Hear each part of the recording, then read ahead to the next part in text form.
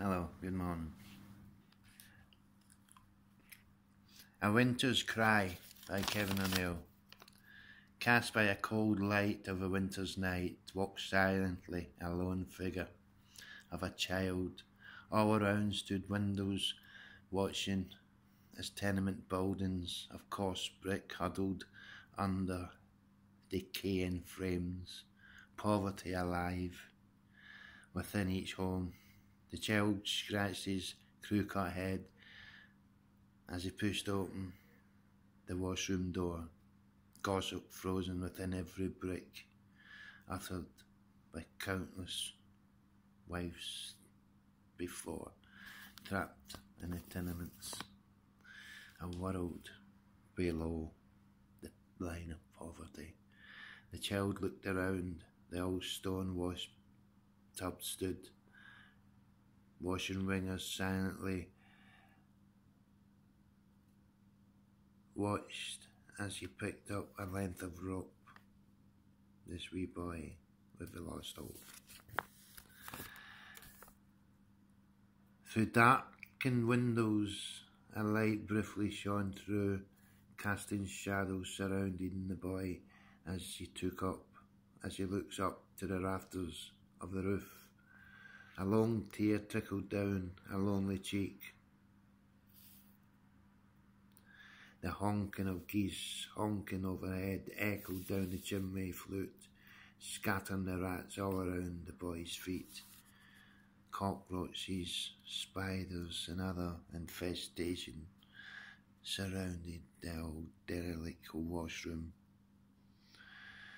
Soon a noose his young hands had fastened an old rickety chair. Upon it he stood. He could hear his wee heart beating erratically, furiously, lonely, an echo and beat of hopelessness, despair, isolation and loneliness. That child, that moment, endured in his mind. Well, his wee legs were shaking as he placed that noose around his slim wee neck. Time stood still for a moment as a creak broke through the night. Light in the darkly shone for a moment. In the doorway an older child now stood, the wind ruffling her hair as her eyes saw in utter despair her wee brother in so much turmoil this sad night as tonight.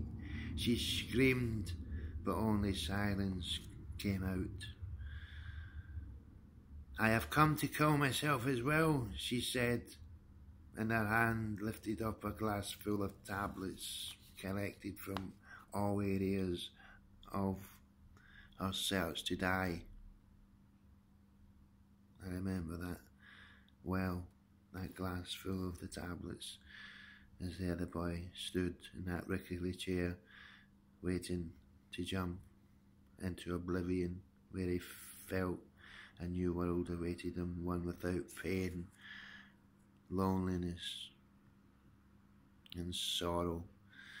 A boy who was forever whipped for every moment of his miserable life for crimes that he did not do, just for being alive. That wee boy, silenced in a chair with a rope around his neck, with eyes lost in total despair, where his sister stood there next to him to kill herself also. Upon her knees she fell sobbing, silent tears she leaked as the boy remarked, Why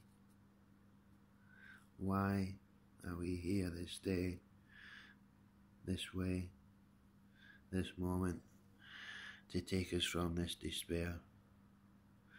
He, with a moment, looked at his sister there, lying, crying upon that floor.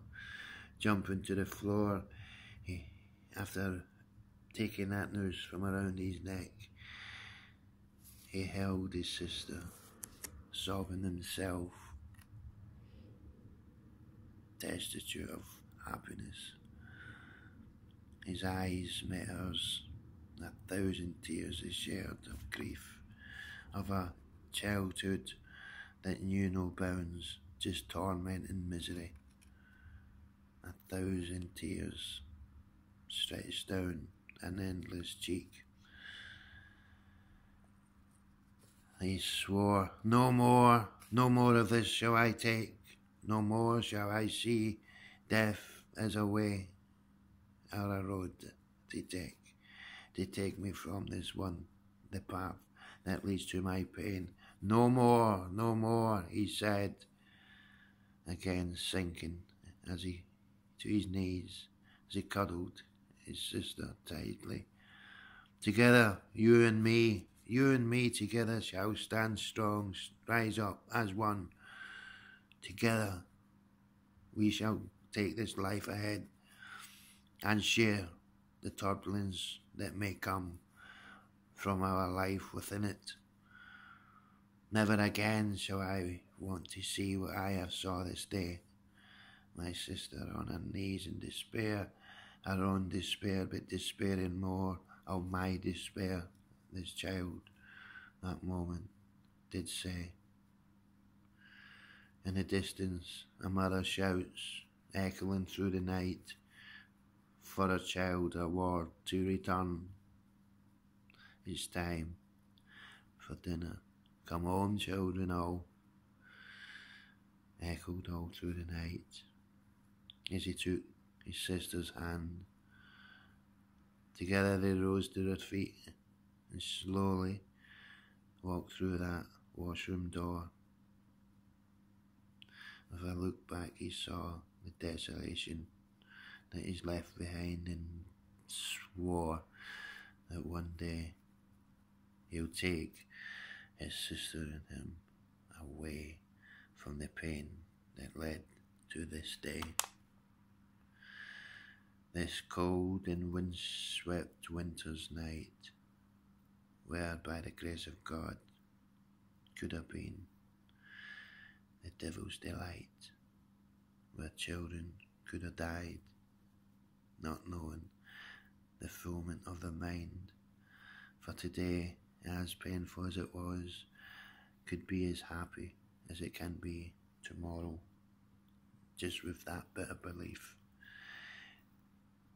of that wee boy with that noose around his neck, and the misery of his mind that he's seen no way forward but death itself to take him from his pain, the pain that bore from isolation and blame and violence and abuse just for breathing the air that he was born to breathe, told and abused that he was in the wrong for being alive, that he should not have been, a scorn upon his earth, a mistake.